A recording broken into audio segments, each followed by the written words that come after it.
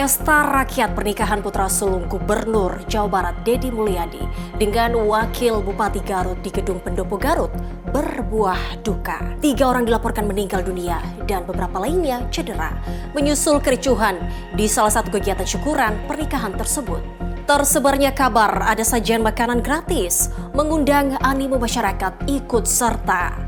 Sementara sang empunya hajat mengaku memiliki rencana berbeda soal itu. Usai insiden, pihak Deddy Mulyadi segera berkomunikasi dengan para keluarga korban, termasuk mereka yang cedera. Lantas, bagaimana fenomena kerumunan yang kerap memicu kericuhan hingga berdampak paling serius menelan korban jiwa? Bersama saya Prita Zega, Anda menyaksikan Benang Merah dalam episode Pesta Berbuah Duka.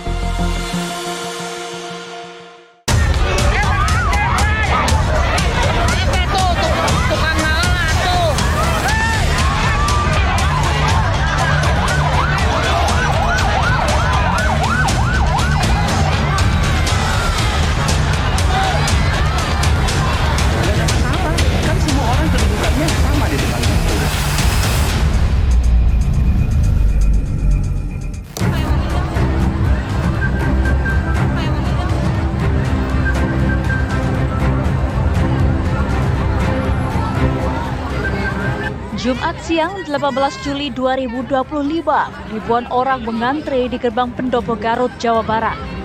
Mereka berduyun-duyun ke pesta rakyat pernikahan putra sulung Gubernur Jawa Barat, Deddy Mulyadi, dengan Wakil Bupati Garut. Animo masyarakat tak terbendung setelah sebelumnya mereka mendengar ada sajian, makanan, dan hiburan gratis di pesta rakyat itu. Tapi naas, saat gerbang Pendopo Garut dibuka, petaka pun terjadi. Ribuan orang berebut masuk, berdesak-desakan berburu makanan gratis.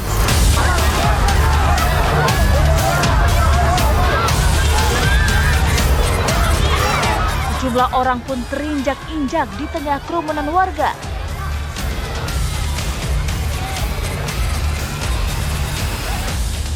Tiga orang meninggal dunia.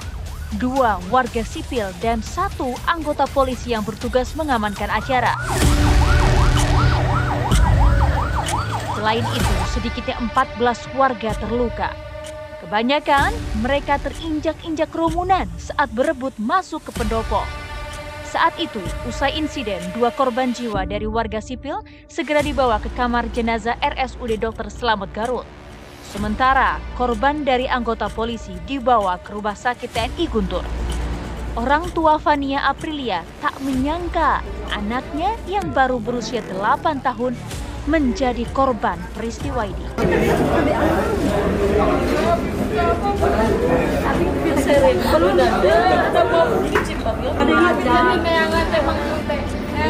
Karena kan udah diumumin ya, makan gratis 5.000 porsi katanya kan. Acara apa itu, Bu? Acara nikahannya Bu Wakil Bupati sama anaknya Pak Gubernur. Kalau yang jadi korban ini siapa, Ibu? Ya ini teman saya sesama jualan di alun-alun.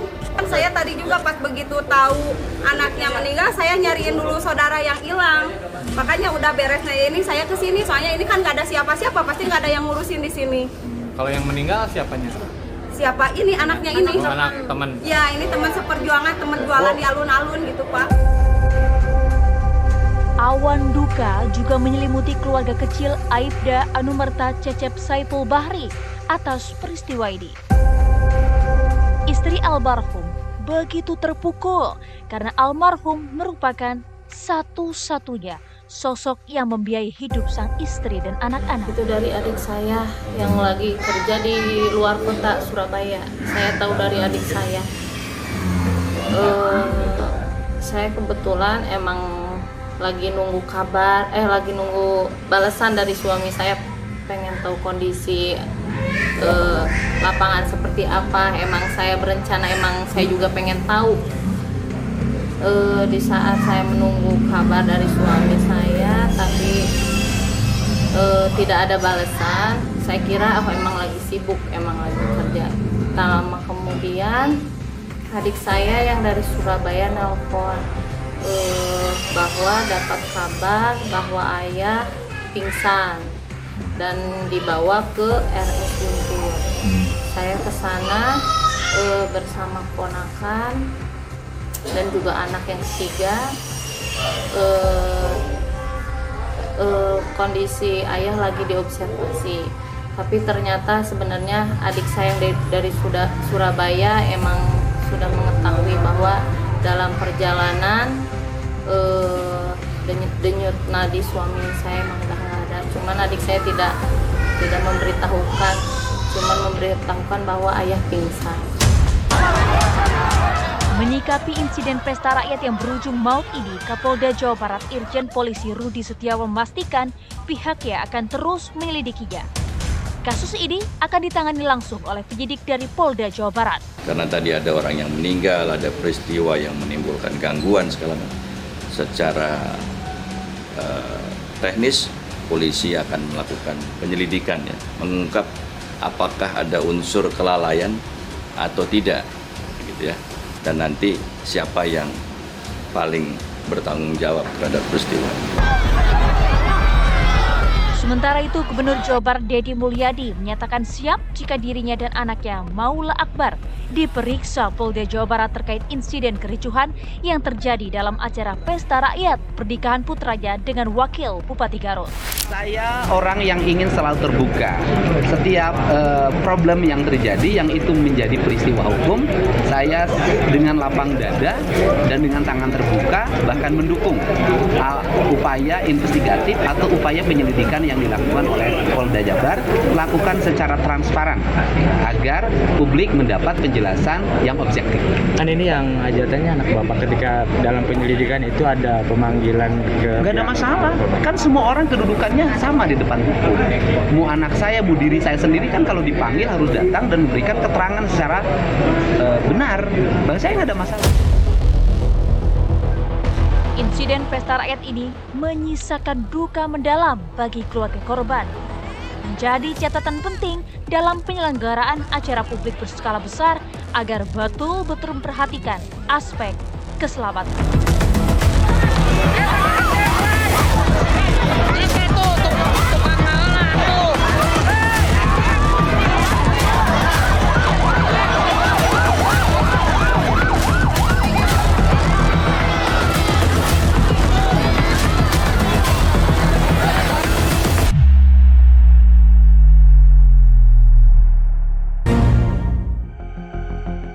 Duka menyelimuti keluarga korban jiwa dalam insiden pesta pernikahan anak Gubernur Jawa Barat, Deddy Mulyadi.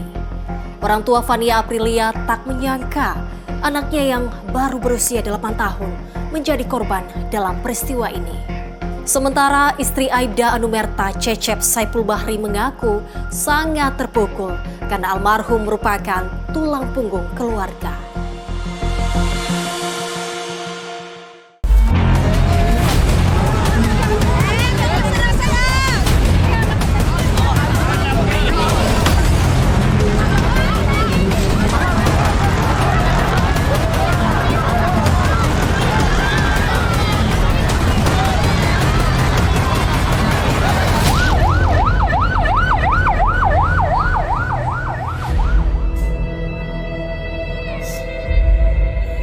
Duka menggayuti keluarga korban almarhum Fania Aprilia, anak perempuan berusia 8 tahun, salah satu korban meninggal dalam insiden pesta rakyat di Gedung Pendopo Garut beberapa waktu lalu. Pihak keluarga segera memakamkan Fania pada Jumat petang, 18 Juli 2025, setelah serangkaian pemeriksaan luar selesai dilakukan oleh tim Inafis Polres Garut di kamar jenazah RSUD Dr. Slamet Garut. Fania Aprilia kini telah beristirahat dengan tenang di tempat pemakaman umum Babakan Abid, Kelurahan Garut Kota. Namun, wajah Fania masih begitu kuat membayangi Mela Puri Andani dan Apidin, kedua orang tua almarhum yang tercatat sebagai warga Kampung Sindang Hela, Kelurahan Sukamenentri, Kecamatan Garut Kota. Mela Puri tak menyangka anaknya akan lebih cepat dipanggil Yang Maha Kuasa.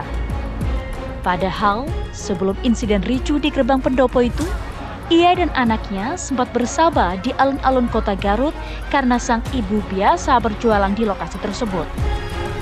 Kekalutan seketika menyergap Mela Puri begitu tersadar saat Fania menghilang dari tempatnya berjualan dan kemudian diberitahu telah berada di mobil ambulans. Saya sedang berjualan, Pak. Anak tadinya lagi main. Jualan sekitar alun-alun. Iya, saya jualan suka apa? jualan teh tarik. Minuman. Emang suka jualan, udah biasa. Tiba-tiba anak ikut antrian. Iya, katanya ada yang bawa, diajak diajak sama temennya. Iya. Bu, ngelihat masa banyak. Banyak. Iya, mata saya langsung nyari-nyari ke sana kemari sama temen, sama bibi, ke sana kemari gak ketemu. Iya. Iya, langsung nyarinya pas lihat gak ada anak teh, biasa kan main di sekitaran dekat jualan. Pas lihat gak ada, dicari-cari ke sana kemari gak ketemu. Tahu-tahu ada yang nelpon. Itu cina anak ada di ambulan, pingsan katanya. Awal diinformasikan. Ya, pingsan. Pas tahu, mohon maaf, pas tahu anak ibu sudah tidak ada. Kasih tahu di rumah sakit. Padahal di ambulan udah nggak ada. Katanya cina pas ada yang kan gendong, katanya itu udah nggak ada cina anak kan. Kejadian Udah nggak ada. Tapi nggak bilang kan pihak takut. Ya, menjaga perasaannya. Sebelum kejadian, Mela Puri juga tak memiliki firasat apapun terhadap putrinya itu. Fania boleh dibilang sudah biasa menemani Mela Puri berjualan. Nggak ada firasat apa-apa, udah biasa pas sekolah pagi-pagi diantar sama saya. Ya biasa weh, nggak ada firasat apa. Cuman beberapa hari ini hati nggak enak weh. Nggak enak weh. Tapi nggak kepikiran ke sana kan. Nggak tahu seperti itu. Iya, kan anak udah biasa ikut jualan. Oh, udah biasa. Iya. Tiap hari hampir ikut. Tiap jualan ikut. Diajak. Kadang kalau nggak ikut di rumah sama kakaknya. Oh. Menyikapi musibah ini, kedua orang tua Fania berusaha ikhlas menerimanya dan tak menuntut siapapun. Mereka hanya berharap kegiatan serupa yang bersifat mengumpulkan massa lebih mengutamakan keselamatan dan kenyamanan bersama. Saya mau menerima. Ya, menerimanya dengan ikhlas. Tadi anggap sebagai ini ujian, musibah. Semoga kedepannya jangan terulang lagi gitu kan. Kalau ada acara-acara gimana sih keamanannya, jangan harus sampai yang kemarin gitu kejadian gitu. Suasana duka juga menyelimuti istri almarhum Aibda Anumerta Cecep Saiful Bahri, warga Perum Guntur residen. Aibda Anumerta Cecep telah dimakamkan di tempat pemakaman umum pesantren di Sukadana, Garut. Proses pemakaman dilakukan dengan upacara penghormatan dari Polres pada Jumat malam 18 Juli 2025. Almarhum Cecep meninggalkan seorang istri dan 3 anak yang masih duduk di bangku sekolah SMP dan sekolah dasar. Istri korban, Fiti Novianati, begitu terpukul karena almarhum merupakan tulang punggung keluarga. Awal tahu nggak dari keluarga kan shock, banyak orang yang belum sempat keluarga bercerita kan. Adik saya pulang ke Garut malam subuh hari Sabtu. Saya tahu dari yang tajiahan ke rumah bahwa suami ayah ternyata yang menolong seorang anak katanya. Keluarga korban memang telah mengikhlaskan kepergian orang-orang yang mereka cintai. Namun, fakta-fakta seperti apa yang mengiringi pesta itu masih menyisakan sejumlah tanya.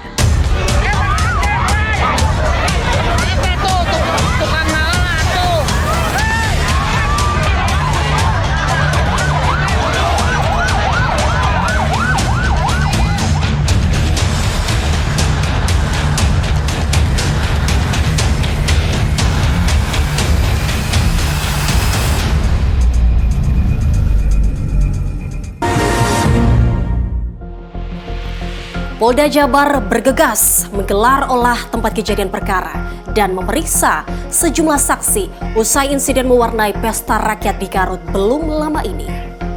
Sementara informasi menyoal acara makan siang gratis yang memicu kerumunan tampaknya diartikan berbeda oleh masyarakat.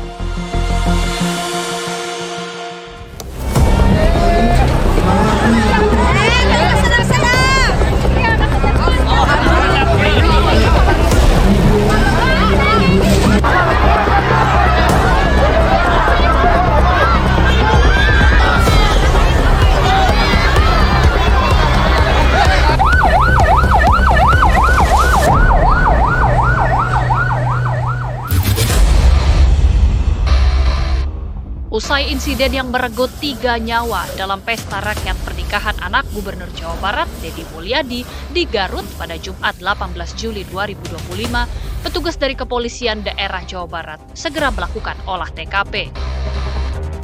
Kapolda Jawa Barat, Irjen Polisi Rudi Setiawan, memimpin langsung olah TKP itu hingga Sabtu dini hari 19 Juli 2025. Kapolda mengecek gerbang pendopo bagian barat yang merupakan titik awal kerumunan warga berdesak-desakan. Selanjutnya, penelusuran dilakukan di lokasi tempat pembagian makanan gratis dan titik di mana 3 orang meninggal dunia hingga pintu keluar usai pembagian makanan. Olah TKP ini menghadirkan sejumlah saksi guna menggali peristiwa dan fakta yang terjadi. Kepolisian Daerah Jawa Barat mengambil alih kasus yang merenggut 3 jiwa dalam insiden pesta rakyat di Garut beberapa waktu lalu. Sebelumnya, kasus ini ditangani Polres Garut. Pihak Polda Jawa Barat pun mengagendakan pendalaman kasus ini. Tidak menutup kemungkinan mereka juga akan memeriksa penyelenggara acara yang dianggap bertanggung jawab dalam pelaksanaan acara tersebut. Tentunya kami juga akan melakukan pendalaman, akan melakukan investigasi bagaimana peristiwa ini terjadi sehingga mengakibatkan ada 3 yang meninggal dunia. Penyelidikan belum mengarah pemeriksaan kedua mempelai, yakni Maula Akbar Mulyadi Putra yang merupakan anak Gubernur Jawa Barat Deddy Mulyadi dan Wakil Bupati Garut Putri Karlina, karena acara tersebut dipandang merupakan tanggung jawab pengatur acara. Sejauh ini, jika berkaca pada prosedur operasional standar pengamanan saat acara berlangsung, Polres Garut disebut telah menjalankannya sesuai standar. Begitupun kegiatan tersebut juga sudah mengantongi izin dari kepolisian. Kami sudah pelajari semua dengan internal Polres Garut. Jadi sebagaimana biasanya setiap kegiatan masyarakat itu kita melakukan pengamanan. Polres Garut berdasarkan informasi dan permintaan dari pemerintah Garut untuk mengamankan rangkaian kegiatan. Ini sudah ditempuh sesuai dengan prosedur.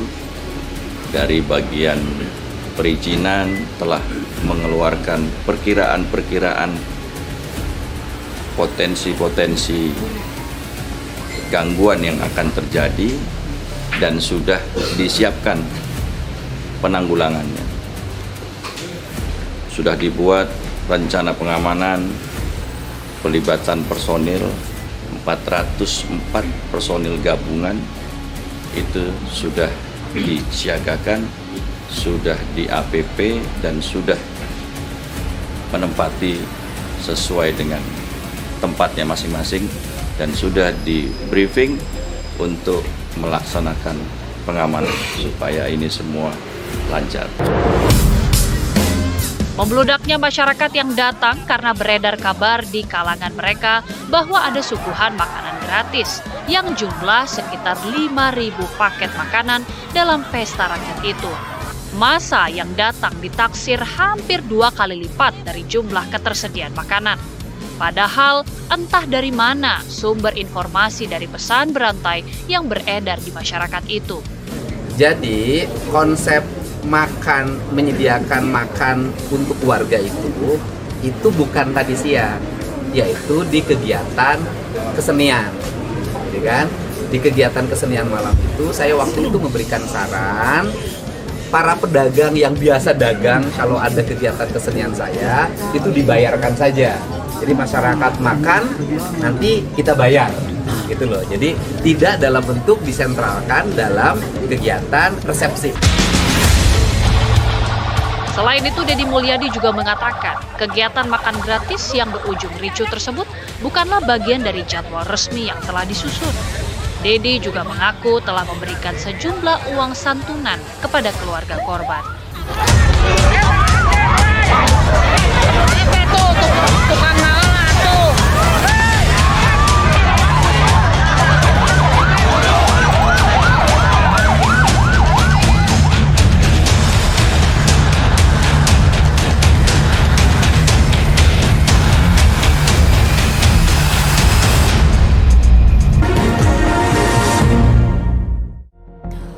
Gubernur Jawa Barat Deddy Mulyadi memberikan klarifikasi perihal insiden yang terjadi pada pesta rakyat di Garut dalam rangkaian acara pernikahan anaknya.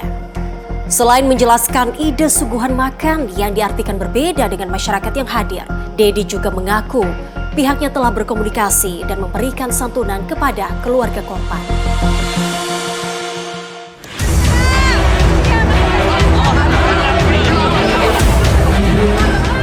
Gubernur Jawa Barat Deddy Mulyadi tidak ingin insiden yang mewarnai acara syukuran pernikahan anaknya berlarut-larut. Segera setelah insiden terjadi, Deddy Mulyadi memberikan keterangan bahwa dirinya tidak mengetahui ada acara syukuran bersama warga dengan acara makan bersama. Namun begitu, Deddy Mulyadi menyampaikan permintaan maaf atas insiden yang telah terjadi hingga merenggut 3 nyawa. Saya tidak tahu bahwa ada acara syukuran bersama warga, kemudian warga diundang makan bersama. Tetapi karena itu peristiwanya sudah terjadi, maka saya menyampaikan turut berduka cita. Semoga almarhum dan almarhumah diterima iman Islamnya, diampuni segala dosanya, kemudian ditempatkan di tempat yang mulia di sisi Allah Subhanahu wa Ta'ala. Saya juga menyampaikan permohonan maaf atas nama Maula dan Putri atas penyelenggaraan kegiatan tersebut, dan saya mohon maaf yang sebesar-besarnya atas peristiwa tersebut. Putra Deddy Mulyadi, Maula Akbar, dan istri yang juga Wakil Bupati Garut, Putri Karlina, turut menyampaikan permintaan maaf dan memberikan klarifikasi bahwa sajian makan gratis tidak ada dalam mata acara dari rangkaian syukuran pernikahan mereka. Garisbawahi dulu adalah kita tidak dalam sengaja menyediakan event yang namanya makan gratis. Itu harus garisbawahi. Hanya untuk menyediakan itu saja. Makanan digelar di situ dikarenakan memang porsi makanan yang masih banyak, sangat berlebih. Lalu kita sajikan di situ, yo mangga tinggal dimakan. Karena kan kita pun menyadari bahwa di situ banyak petugas, banyak warga, ya memang itu dipersilahkan. Ya. Kalau itu tidak ada wacana penutupan sama sekali. Tidak ada. Jadi saya berkata kemarin H-1-nya biarkan saja masuk saja. Tapi tadi kuncinya jangan diumumkan. Nah ternyata saya nggak tahu ada notulensi bocor. Itu saya nggak tahu sama sekali nggak tahu. Kalau saya tahu ada notulensi bocor itu pasti saya nggak jadi. Saya tidak mengetahui sama sekali. Nggak tahu itu aku nggak tahu notulensi siapa, rapat siapa, aku nggak tahu. Artinya Bapak dan Ibu tidak tahu bakal ada kegiatan itu? Tahu ada kegiatan karena kami yang mengamanahkan, tapi tidak tahu dibuat sebegitunya.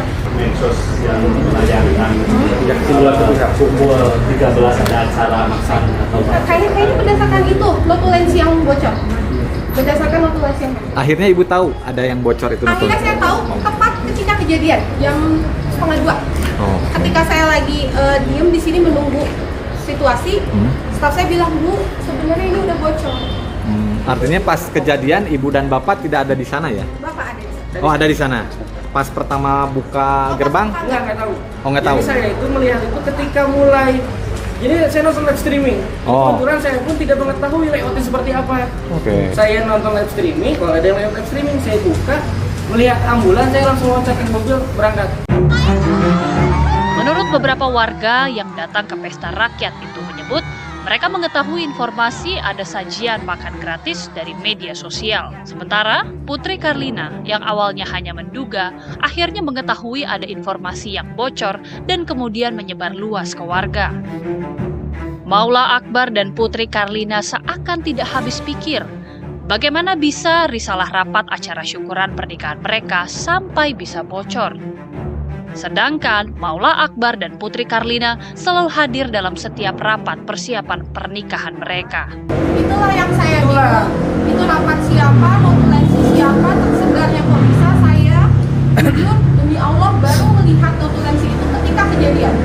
Ada staf saya bilang, Bu, ini orang nggak diumumin juga, sudah tahu dari notulensi itu. Dan juga harus kita dulu rekan-rekan, setiap progres yang akan dilakukan ketika hari pernikahan, semua meeting yang dilakukan, saya beserta istri saya selalu hadir. Karena saya ingin memberikan pelayanan yang terbaik.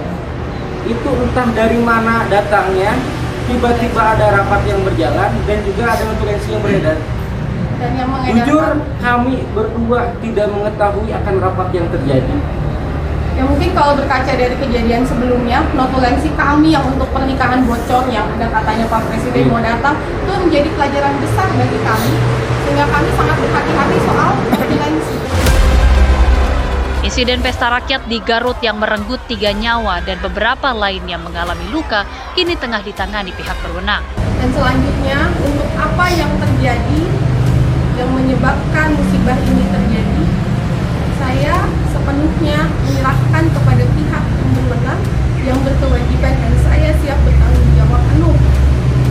Kalau ada prosedur-prosedur yang saya harus jalani, saya siap menjalani dan siap bertanggung jawab.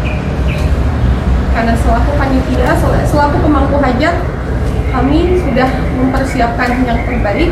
Namun kalau takdir sudah berkata, maka kami harus hadapi dan kami harus menerima dengan penuh tanggung. Sementara Deddy Mulyadi juga menyampaikan bahwa pihaknya telah memberikan santunan kepada keluarga korban yang kehilangan anggota keluarganya. Deddy Mulyadi menekankan insiden dalam pesta rakyat tempo hari menjadi pelajaran berharga bagi pihaknya maupun halayak. Saya menyampaikan hari ini sudah saya meminta staf saya untuk segera menemui seluruh keluarganya dan menyampaikan uang duka dari saya sebagai Gubernur Jawa Barat terhadap warga saya hari ini yang mendapat musibah, dan kami menyampaikan uang duka 150 juta per keluarga.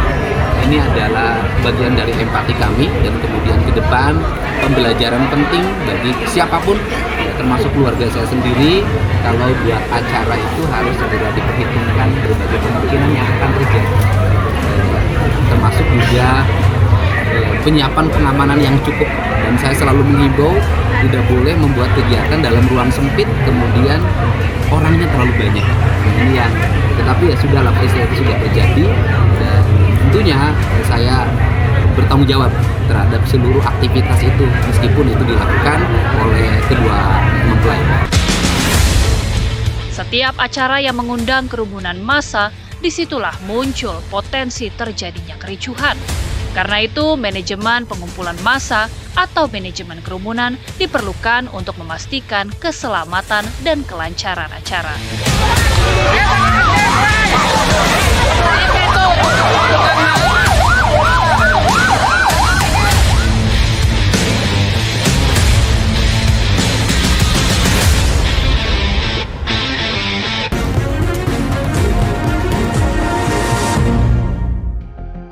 Pesta rakyat di Garut yang menelan 3 jiwa adalah salah satu contoh insiden betapa pentingnya pengaturan kerumunan secara baik.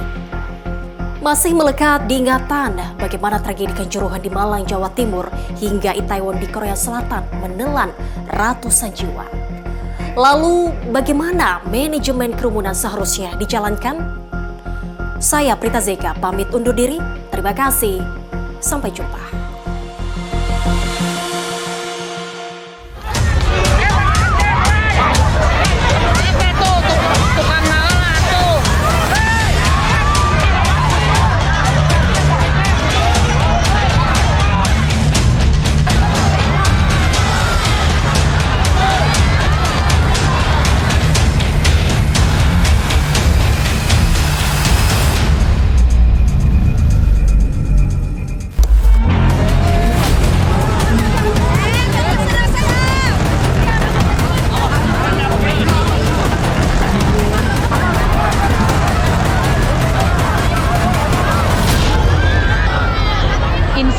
mewarnai pesta rakyat di acara syukuran pernikahan anak Gubernur Jawa Barat, Deddy Mulyadi di Garut beberapa waktu lalu, hanyalah satu contoh dari sejumlah insiden serupa yang melibatkan kerumunan massa hingga menimbulkan korban jiwa yang pernah terjadi di Indonesia.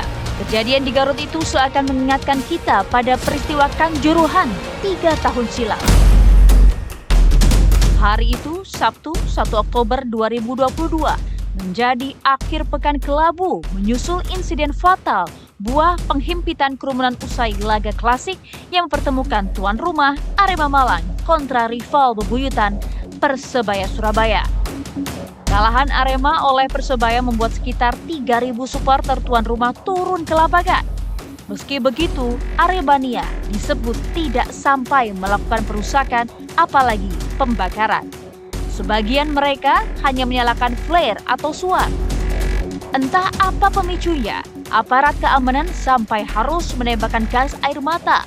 Persoalannya, gas air mata itu tidak hanya ditembakkan di lapangan, tapi juga mengarah ke tribun penonton yang masih disesaki supporter. Tak pelak, gas air mata itu pun membuat orang-orang panik. Ribuan Aremania pun kocar-kacir menyelamatkan diri. Mereka yang di lapangan tunggang langgang mencari pintu keluar untuk menjauhi efek gas air mata yang tentu membuat perih di mata dan sesak nafas. Sebuah penghimpitan kerumunan terjadi di pintu keluar, menyebabkan sejumlah supporter mengalami asfiksia atau gangguan pernafasan. Tercatat sebanyak 135 orang tewas dan lebih dari 500 orang lainnya cedera. Jumlah korban tewas itu pun merupakan yang tertinggi dalam sejarah sepak bola Indonesia. Dalam kerumunan itu biasanya lebih karena ini Mas, reaksi ya. Karena memang salah satu ciri dari kerumunan itu sifatnya reaktif Mas terhadap persoalan-persoalan. Jadi biasanya ada yang menyebabkan triggernya ada, jadi yang merangsang itu ada, misalnya ada yang melempar botol atau melempar batu misalnya, atau juga ada bahasa-bahasa yang seperti body language gitu ya, jadi bahasa ngancam, ngecek-ngecek, ngolok-olok tapi tidak berupa kata-kata, walaupun ada juga yang dikatai dengan kata-kata kasar misalnya, verbal lah gitu ya, tapi ada juga yang non-verbal Masnya. Jadi sebenarnya yang memicu itu lebih kepada emosional dari kerumunan sendiri. Memang kerumunan itu kan sifatnya emosional. Hajatan akbar yang mengundang kerumunan massa dan berujung petaka juga terjadi di mancanegara. Berjarak hampir 1 bulan dari tragedi Kanjuruhan, nan jauh di sana, di Korea Selatan, insiden penghimpitan kerumunan menyergap saat perayaan festival Halloween digelar di kawasan Itaewon, Seoul. Sabtu malam waktu setempat, 29 Oktober 2022, kerumunan di Itaewon semakin sulit diatur seiring terus bertambahnya massa menjelang larut malam. Ribuan orang pun kemudian berdesakan di gang sempit hingga praktis tak bergerak. Akibatnya, ratusan orang meregang nyawa. Petugas darurat dan polisi bergegas turun tangan.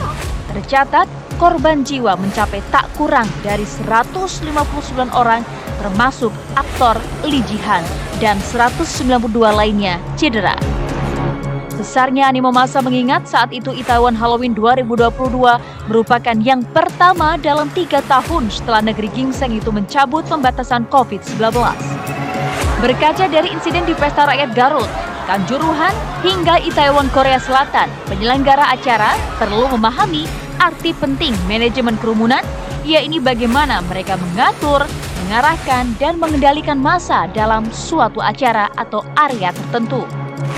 Tujuan utamanya menjaga keselamatan dan keamanan orang-orang hingga mendukung kelancaran acara. Kalau manajemen kerumunan yang sifatnya umum sama Mas, sama. Artinya di situ memang tergantung penyelenggaranya kan. Kalau misalnya kaitan dengan misalnya konser musik ya sama, sepak bola juga sama Mas itu ya. Kalau misalnya kampanye, misalnya kaitan dengan politik ya, pesta demokrasi juga sama. Tapi yang membedakan kalau di Indonesia itu kerumunan yang ini tidak berizin Mas, itu yang sulit. Kalau yang tidak berizin biasanya itu kekerasannya lebih sulit dikendalikan Mas. Itu yang seringkali kalau di Indonesia itu ya karena masyarakat Indonesia kan kepatuhan kepada hukum itu kan masih rendah, kepatuhan hukum, kesadaran pada aturan itu relatif rendah. dibanding dengan yang ada di luar. Meskipun di negara-negara seperti Amerika sendiri juga lempar batu sampai ada korban jiwa, injek-injekan itu ya terjadi juga Mas gitu. Karena itu sifatnya memang di mana-mana ya sama, karena sifat watak manusia ya pengennya eksis ya. Manajemen kerumunan mencakup perencanaan, pengawasan, hingga penerapan strategi untuk mencegah kekacauan maupun insiden yang tak diinginkan. Sebab dampak terburuk dari terjadinya insiden kerap menimbulkan korban jiwa. Jika dampak terburuk sampai terjadi, urusan bisa semakin panjang karena akan berhadapan dengan hukum. Pihak-pihak yang terlibat dalam acara seperti itu sedapat mungkin akan berupaya membela diri.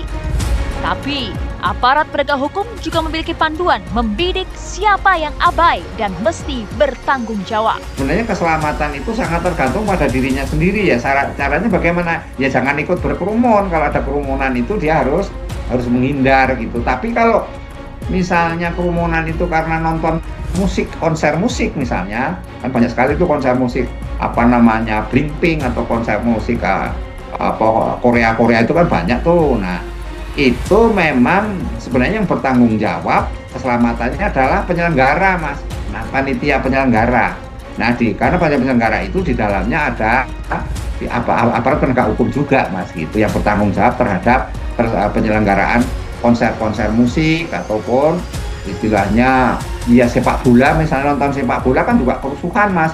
Nah, kerusuhan itu semua yang tanggung jawab siapa? Kalau kerusuhan di gelanggang sepak bola ya berarti adalah panitianya Mas. Panitia yang harus bertanggung jawab. Menjadi pelajaran penting bagi setiap penyelenggara hajatan besar yang potensial mengundang kerumunan. Sebab disitulah benih-benih kericuhan tersebar.